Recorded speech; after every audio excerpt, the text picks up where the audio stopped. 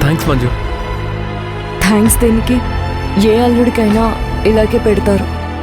ఈ సంక్రాంతి అల్లుడికి special treat ఇచ్చారులే. Kiranmayi గారు కలిసారని మధ్యలోనే ఆపేశారు. ఆవిడేం చెప్తారు? మీరిద్దరూ గొడవ పడకండి, కలిసి ఉండండి. అసలు మినిస్టర్ని మంజునే అరెస్ట్ చేయడానికి ఎందుకు వెళ్ళిందో తెలుసా అంటూ మొత్తం చెప్పింది. అయినా నువ్వు వెళ్ళాక ఆలోచించాను. నేనంత రూడ్గా బిహేవ్ చేసి ఉండకూడదని చాలా షేమ్ ఫీల్ అయ్యాను. ఏంటి అలా చూస్తున్నావు? నా మాట మీద నమ్మకం లేదా? లేదు. ప్లీజ్ అలా అనుకో.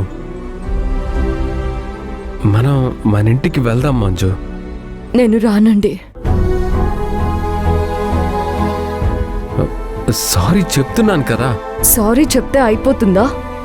నా చెయ్యి పట్టుకొని నా బ్యాగ్తో సహా నన్ను రోడ్డు మీదకి విసిరేశారు కదా సత్య గారు. అసలు నేను చేసిన తప్పేంటి? మీరు నా మీద అంత వైల్డ్గా బిహేవ్ చేయాల్సిన అవసరం ఏమొచ్చింది?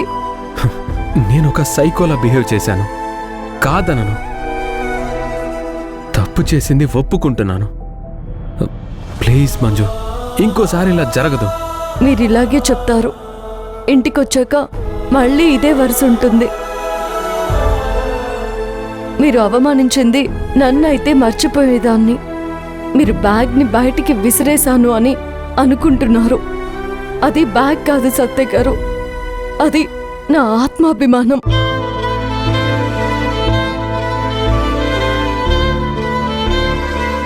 నా ఆత్మగౌరవాన్ని దెబ్బతీసి ఇప్పుడు రమ్మంటే రావడానికి నేను ఒక మనిషినే.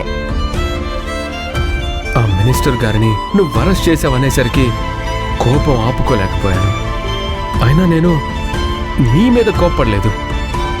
మీ సిఐ మీద కోప్పడుతుంటే నువ్వు నన్నేమన్నావు? నన్ను కూడా సెల్లోకి తోసేస్తానన్నావు. ఆ విషయమే నాకు కోపం రావడానికి కారణమైంది. కోపం ఎందుకు వస్తుందండి మీకు? ఆ మినిస్టర్ మీద ఉన్న ప్రేమ నా మీద కోపడేలా చేస్తుంది. మిమ్మల్ని ఆ మినిస్టర్కి దూరంగా ఉండమని చెప్పడం కూడా కోపమే.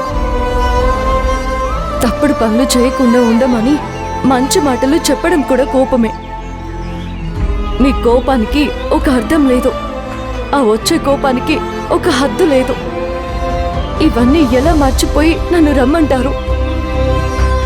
ఎన్ని రోజులు భేదాభిప్రాయాలు ఉన్నది వేరు. ఇప్పుడు మీరు నాకస్సలు పనికిరావు అని నన్ను నెట్టేయడం వేరు కదా. నేను దీన్ని ఎలా క్షమించగలను? చూడు మంజు, ఇప్పుడు అల్లుడు గారు, అల్లుడు గారు ఏమీ అనుకోవద్దు. ఈ కాలనీ వాళ్లకు ఏవో చిన్న చిన్న ప్రాబ్లమ్స్ ఉన్నాయంట. మిమ్మల్ని కలుస్తామని వచ్చారు. పర్లేదు అత్తయ్య గారు, రమ్మనండి, మాట్లాడతాను. సరే అల్లుడు గారు, ఇప్పుడే వాళ్ళని రమ్మని చెప్తాను.